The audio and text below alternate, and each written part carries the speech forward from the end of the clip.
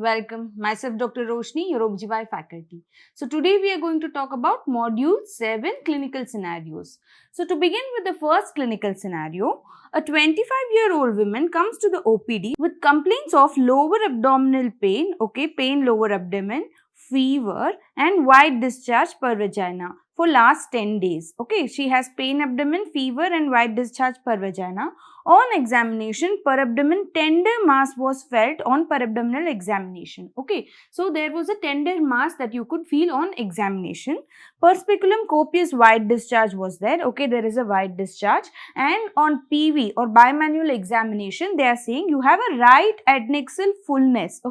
On the right side there is fullness of the adnexa or the pharyngeal fullness is noted with cervical motion tenderness. When you move the cervix, there is cervical motion tenderness. So what is your diagnosis? So all these things are classical features of what? Yes, according to the CDC criteria, what is the minimal criteria, what is the additional criteria, what is the definitive criteria. So minimal criteria is tenderness in the lower abdomen, cervical motion tenderness and uterine tenderness. So pain lower abdomen is there and there is tenderness with fever, which is an additional criteria, white discharge PV, which is also an additional criteria, which is there for last 10 days, and on examination tender mass is felt.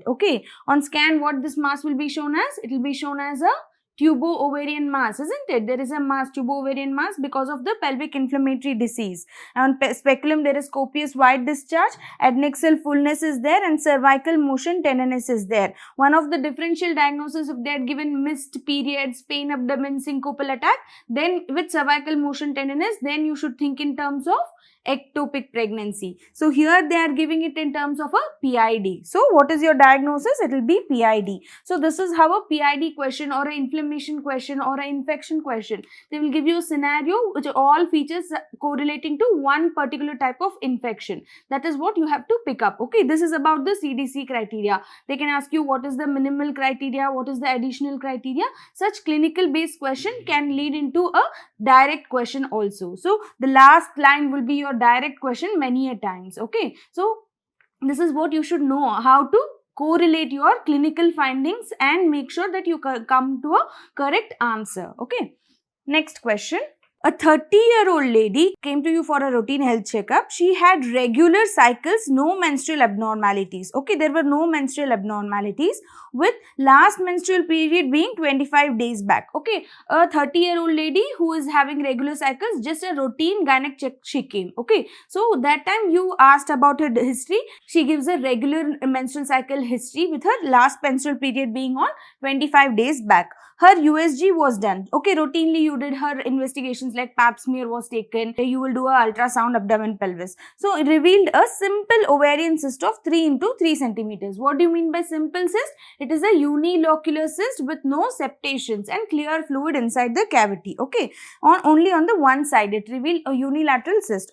She is anxious about the findings. She came for a routine checkup, nothing, no complaints she had, especially no menstrual complaints they have given. So why that cyst is there? She is very anxious now. What is your next line of management? So this is about your benign lesions of ovary. So benign lesions of ovary are what? Like for example functional ovarian cyst, or for example like a corpus luteal cyst, hemorrhagic cyst, or even a case of a theca lutein cyst. All these things are functional cysts. They are all there only for a particular time during the hormones.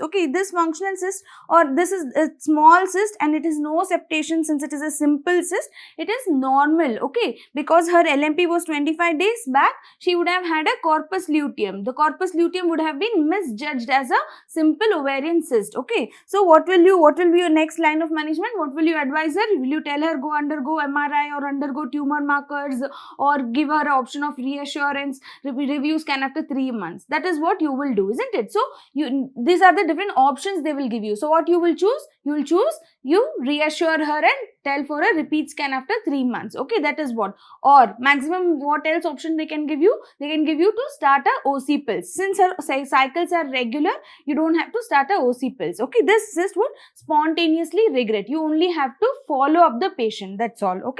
So in this patient, you will advise for a reassurance and review scan after 3 months. Only if the size of the cyst is more, if it is more than 10 centimeters and asymptomatic and more than 5 centimeters and symptomatic, then only you will operate. Otherwise, for a simple or benign ovarian lesions, you need not have to operate. Okay, that is what we are going to talk in our benign ovarian lesion class. Okay, this is how a clinical scenario based question will be asked to you. Moving ahead with the next question, a 55-year postmenopausal lady came to you with complaints of abdominal distension and loss of appetite. Okay, a loss of appetite, abdominal distension since last 6 months.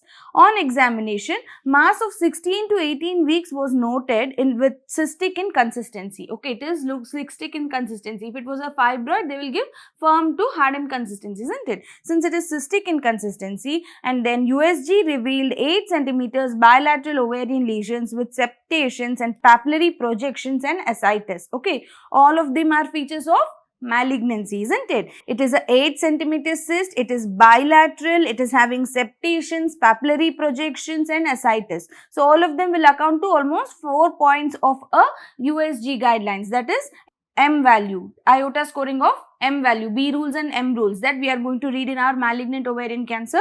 So this M rules, it comes to number 4 and CA125 is 150. Okay, her tumor marker is also high. CA125 is 150. What is the RMI score? So how will you calculate the RMI score? For a postmenopausal lady, you will give a points of 3 and for premenopausal it is 1. So 3 multiplied by 4, the scan findings or the number of points that she get from the scan, and multiplied by that of the CA125 values. If this total comes to be more than 250, then she is high risk for a case of a ovarian malignancy. This is what our RMI score is going to tell us, isn't it? So this is about the RMI score. Even sometimes they can give you a histopathological feature like Samamoma bodies are there. What is your diagnosis? Where do you find Samamoma bodies? It will be in a case of a serous cystadenoma, isn't it? It's a serous cystadenoma or serous cystadenocarcinoma, whereas such histopathological findings also can be given. These are the different types how the question can be asked.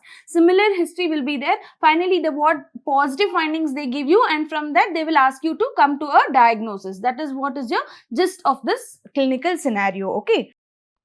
Moving ahead with the last question, a 40-year-old lady who is having post-coital bleeding. Okay, directly post-coital bleeding, what strikes to our brain is firstly CA cervix, isn't it? Was evaluated with pap smear. She came with complaints of post-coital bleeding. Pap smear was taken which showed Hetzel. Okay, what is Hetzel? What is the Bethesda system of classification? Hetzel says high-grade squamous intraepithelial lesion, isn't it? So Hetzel was there. Now, hence further investigation was planned. So what is your next line of management? That is what they will ask you. Hetzel came, can you just go ahead with the staging of the cancer, or can you just go ahead with saying that she is cancerous, do Wertheim's hysterectomy? No. What you should do next is a colposcopy guided biopsy. You should know the depth of the invasion, isn't it? So based on that, you will decide what is the grade or the stage of the tumor. What is your next line of management? So for the management, what is it?